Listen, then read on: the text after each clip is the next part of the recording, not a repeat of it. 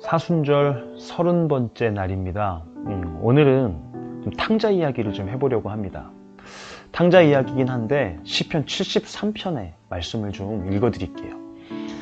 내가 만일 스스로 이르기를 내가 그들처럼 말하리라 하였더라면 나는 주의 아들들의 세대에 대하여 악행을 행하였으리이다.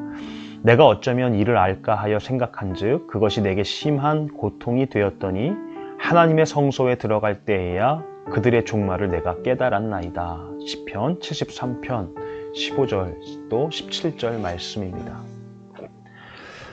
사실 탕자 이야기를 한다고 하면서 시편 73편을 읽었는데요. 사실 예수님은 시편 73편을 재해석하심으로 탕자 이야기를 하신 것 같습니다.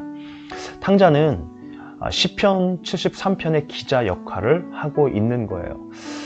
그 아들은 처음에 물질에 대한 욕망에 사로잡혀서 이렇게 말하죠. 누가복음 15장 말씀이에요. 아버지여, 재산 중에서 내게 돌아올 분깃을 내게 주소서 하는지라. 아버지가 그 살림을 각각 나눠 주었더니. 탕자는 아버지의 재산을 먼저 물려받아서 세상 속에서 뭔가 한 건 해보려고 했죠.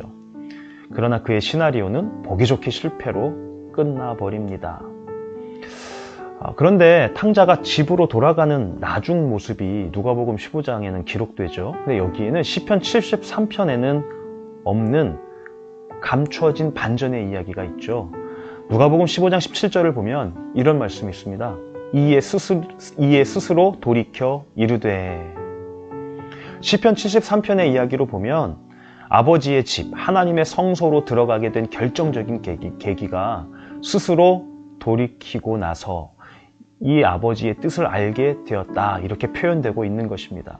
물론 이 탕자 아들은 스스로 돌이킨 것은 아니죠. 그저 그의 참된 정체성, 아버지의 아들로서의 정체성을 회복하게 된 것입니다. 그는 이제 아버지의 사랑받는 아들로서 돌아옵니다. 그가 함께 있고 싶은 유일한 분이 아버지란 것을 이제야 깨닫게 되는 것이죠. 그렇게 깨닫게 되자 아들은 더 이상 그의 형이 자신의 몫으로 농장을 소유한 것 따위는 문제가 되지 않습니다. 왜냐하면 그의 아버지가 그의 몫이 되었고 그가 원하는 유일한 것이 되었기 때문입니다. 아들이 돌이킨 것은 내가 무엇을 가져야 하는가? 나는 어떤 사람인가? 라는 고민 속에서 진짜 정체성, 아버지의 아들이라는 정체성을 회복했던 것이죠. 이것은 사실은 그를 향한 끝없는 아버지의 사랑으로부터 시작된 것입니다. 탕자가 돌아올 때 아버지는 밖에서 기다리고 있었죠. 이러한 이야기를 볼 때 예수님께서는 우리가 시편 73편의 말씀을 잘 이해하고 예수님의 가르침을 따라주기를 바라셨던 것 같습니다. 예수님께서 우리에게 가르쳐주고 싶으셨던 것은 우리가 물질 문명의 유혹으로부터 자유해지며 하나님의 품 안에 있을 때 참된 안식과 참된 기쁨을 누릴 수 있다는 것을 말씀해 주고 싶으셨던 것입니다. 그래서 예수님은 우리가 하나님께 돌아오기를, 세상 속에서 하나님께 돌아오기를 원하시는 마음으로 이 땅에 찾아오신 것이고 십자가를 지신 것입니다. 오늘 사순절 30번째 날 십자가의 길을 쫓아가는 우리의 믿음의 여정 속에서 다시 한번 세상 속에서 자유해지며 우리의 참된 정체성, 하나님의 자녀됨을 회복하는 시간들이 이어질 수 있기를 소망해 봅니다. 우리 함께 기도하시겠습니다.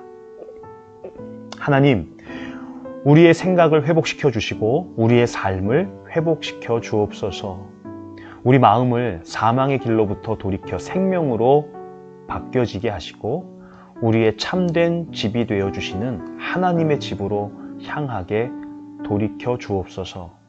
그래서 우리가 이 땅에서 하나님의 백성된 모습, 하나님의 자녀된 모습으로 참된 기쁨과 평안을 누리며 영원한 생명을 얻게 하여 주옵소서.